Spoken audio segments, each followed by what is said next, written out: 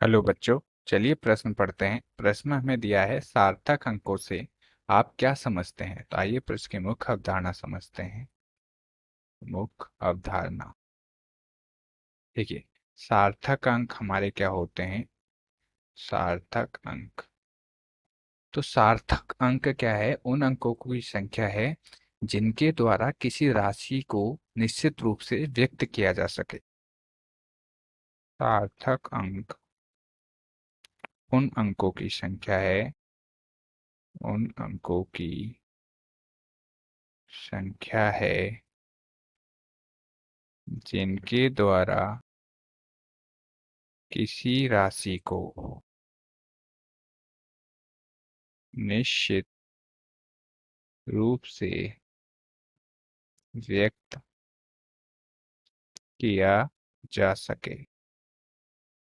कि क्या है, कुछ नियम होते हैं। जैसे कि क्या है, सभी अशून्य अंक हमारे क्या होते हैं? सार्थक अंक होते हैं।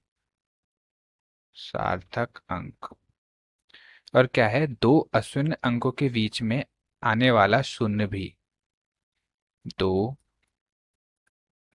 अशून्य अंक के बीच में आने वाला शून्य भी हमारा क्या होता है? सार्थक अंक होता है। और क्या है, संख्या के आरंभ में आने वाला शून्य हमारा सार्थक अंक नहीं होता। इसी प्रकार दशमलव बिंदु से युक्त किसी संख्या में यदि अंतिम अशून्य अंक के बाद आने वाले सभी शून्य हमारे क्या है? सार्थक अंक होते हैं। जैसे कि हमारा एक उदाहरण ले हम, 0075। तो इसमें हमारे क्या है, 75 ही हमारे क्या है? सार्थक अंक है।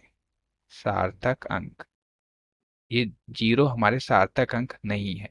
इसी प्रकार दशमलव के बाद, जैसे कि 75.700, अब इसमें क्या है, दशमलव के बाद अशून्य अंक है, उसके बाद भी यदि है तो ये दोनों भी हमारे क्या हैं? सार्थक अंक हैं, सार्थक अंक होंगे। तो आशा करता हूँ आपको प्रश्न समझ में आया होगा। धन्यवाद।